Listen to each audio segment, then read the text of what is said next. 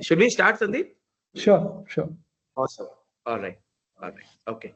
So, Sandeep, you have built, enterprise grade systems both in fintech and healthcare, right? What inspired you to move from that to your own organization where you started your own venture? What inspired you to take that leap? I was always biased towards products, building products. I had a good fortune of being part of Finacle, which is a large banking product from Infosys.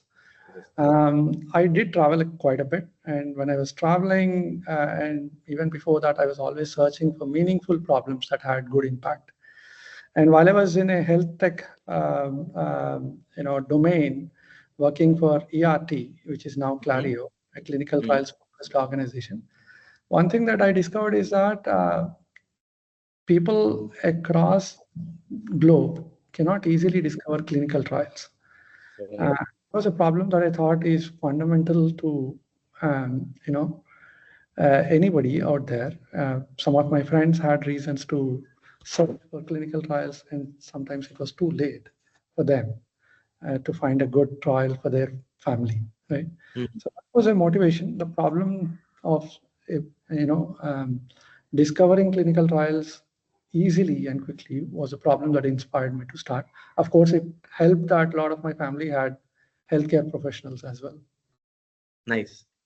Nice.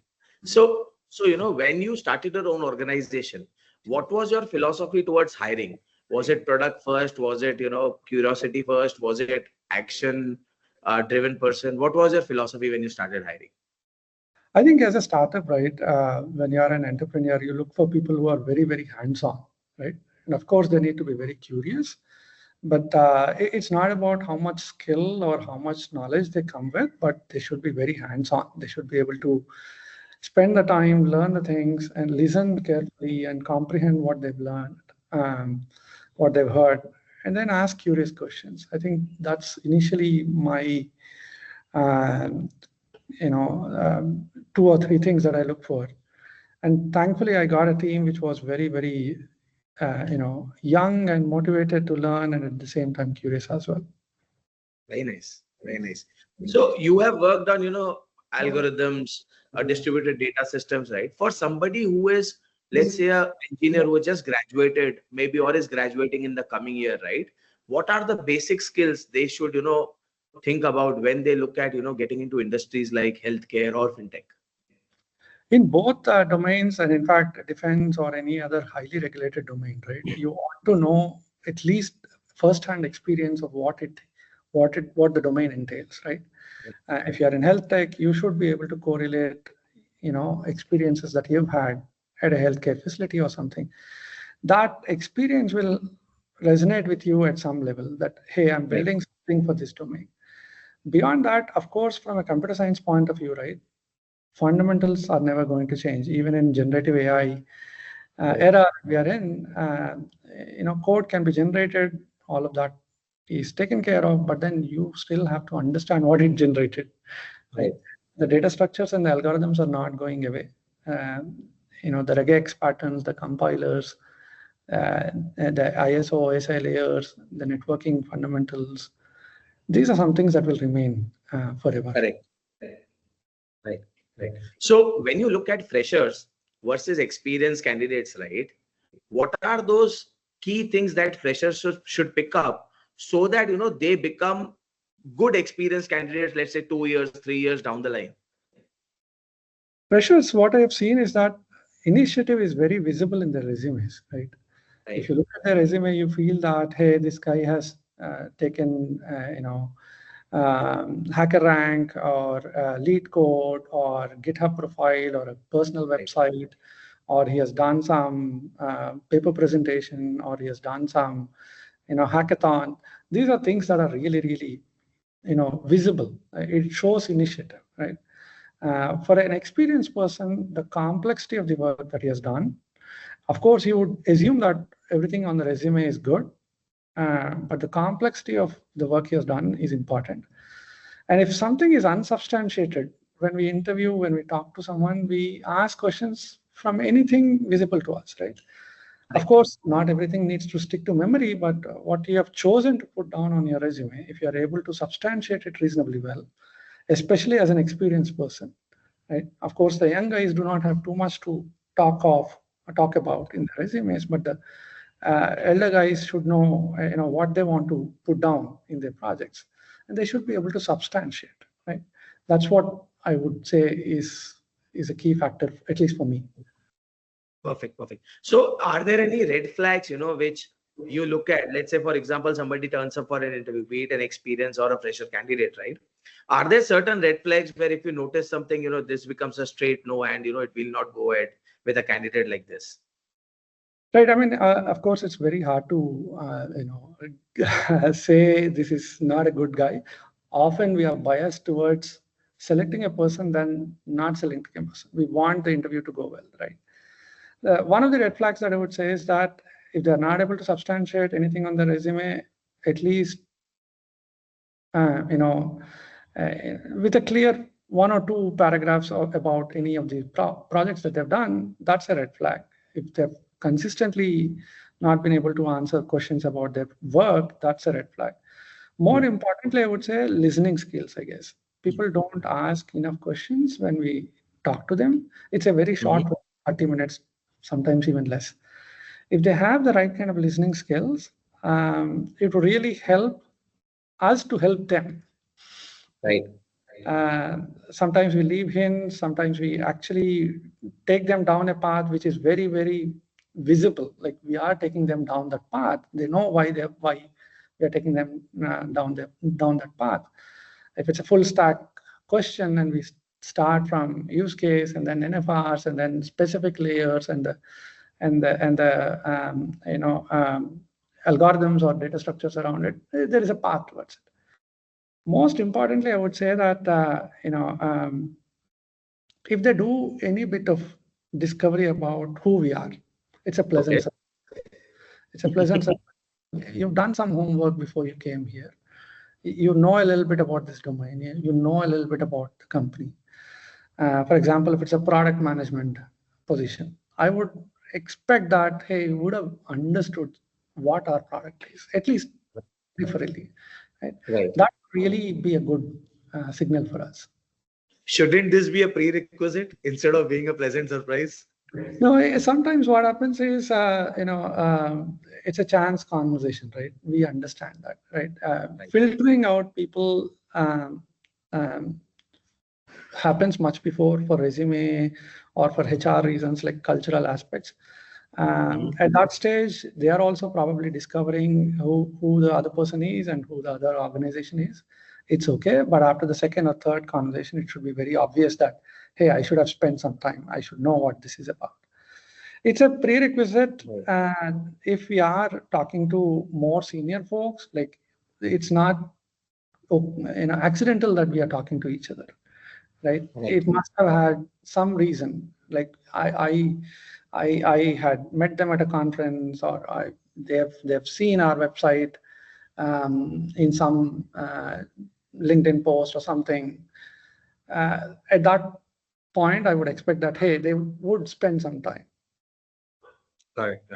And when you hire people, especially for freshers, do you look at what are the kind of projects they have done, or what are the kind of certifications that they have done during their college life, or maybe internships that they do in today's world? I'll be honest with you. In the past, we used to, at least I used to consider certifications to be of certain value, right? Maybe 30-40%. If they have had one certification, it's a good thing. If they had two or three, it's a very good thing. But right now, with all the generative AI capabilities, the hands-on projects matter so much more than anything else, right? The certifications do not matter as much because it's almost like you can prep up for a certification even with little or no exposure in less than a week if you wanted to, right? It's like slogging for those, last minute exam prep. You could do that. It's easy to do that, right? There are question banks. There are many ways to get it out of the park. Hands-on projects are not the same, right? You have to spend some time. Often we look at their GitHub, if they have their GitHub, and we would ask them questions. Hey, you wrote the code this way. Why did you choose this Right. versus this. That's a nuanced conversation that I think people would be able to answer if they've spent some time at the problem and the technology. Right. Right. So, as somebody who is leading product and, working on AI extensively, how do you think hiring would change in the coming 2, 3 years? Or let's say 3 to 5 year horizon? I think there's a word that's coming up saying that generalist experts, right? Martin Fowler, I think, coined that name, Yes. but even otherwise, we know that a little bit, right? Right now, if you have depth of knowledge in one domain or not a domain, one class of problems, it's good, but you still need to have good understanding of the overall effort needed to bring a product to the market or solve a problem for a customer, right? That depth of knowledge is needed. So in a sense that if you are, I had in the past, right, teammates who had PhDs and MBAs, it was very hard to understand what they were saying, and they were Right. boxed in the area, right? It takes a small team to visualize what they're saying and to implement what they're coming up with. Now the bar is higher. Yeah, it's Yeah. great you're expert in your domain, but you also need to know what's going around you, right? You also need to know how to articulate in a meaningful way so that people can run, not jog along with you, but run faster than before.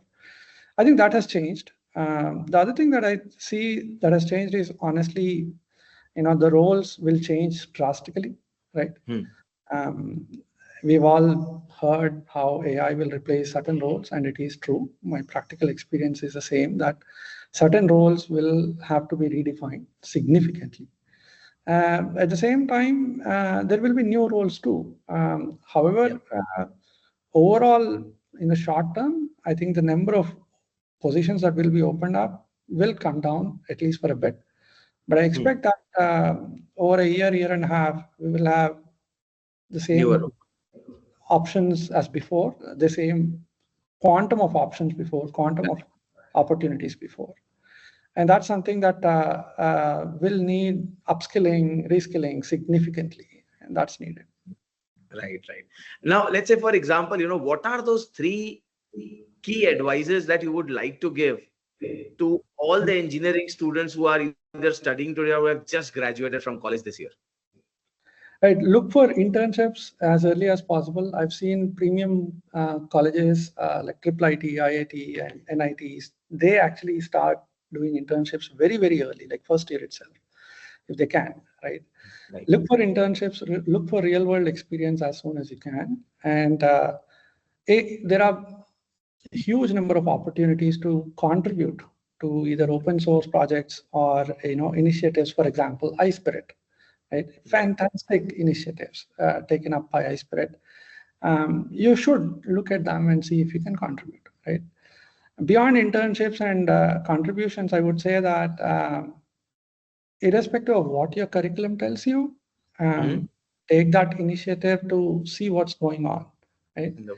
Spend that time to self-tutor yourself on new things because every quarter things are changing, right? And for a good reason, right? Um, Most importantly, I would say that skills that are hard to acquire um, outside the college should Hmm. be like how do you collaborate with a small team? How do you do customer engagements? How do do a product research? How do you do you know research at a deep level with collaboration across the globe? I mean, of course, as a young guy, you may not be able to, guy or girl, you may not be able to have access to everything, but then look for opportunities as and when they come about, right? So again, agency, right? Initiatives and agencies, marks per se is okay. Even if people have their sweet spots and not so sweet spots, that's fine. That's okay. That the major thing is that have they taken that initiative? Have they found their passion? Have they found what they would want to do next without somebody coming down and telling them, hey, I need you to do this? right? Right. So those are some things that I would suggest freshers. Perfect. What do you think, considering that, AI is moving at such a pace, what excites you the most about the future of product engineering? See, in the past, like there was a deja vu kind of experience time and again. Mhm. For example, what we did in Finacle, I still believe that that was fantastic, right? Time and again, we had to kind of rebuild some of those things later on. Right. It takes a lot of work to build those things. Now that burden has been lifted. You don't have to worry about doing what boilerplate, what fundamental design pattern enabled, skeletal structures for Right. a product. You don't need to worry about that. That part is Yeah. taken. The burden is taken away. Right now, what is needed is very deep thinking about the problem. Of course, math skills are becoming more important than before. For example, if I Yes. ask Perplexity or ChatGPT, hey, explain this paper to me or explain this problem to me and build a solution, it will build a solution. More often than not, it will involve some level of deep math if it is a reasonably complex problem. I need to understand what it did, right? Exactly. I need to kind of debate it. I need to kind of defend it. And I also need to kind of refine it and enhance it when needed, right? Of course, you can again Correct. use ChatGPT to tutor yourself, or you can use some other, but then again, at some point, you should have that math background. For example, most of what we do would be based on either linear algebra, probability, or statistics, or you know, um, um, you know, computer vision or something related to problems that we often see in the in B2B or B2C products that we see right now. Most of them have very strong math fundamentals, right? Right. Uh, for example, if you take bioinformatics versus if you take some risk modeling in Mm. finance domain, optimization of payables or FP&A kind of analysis, or matching patients to a clinical trial. Mm. These are problems that would need you to think deeply Right. mathematically, and that mathematical rigor, some exposure to the domain, right? Mm. Your own real experiences are always helpful.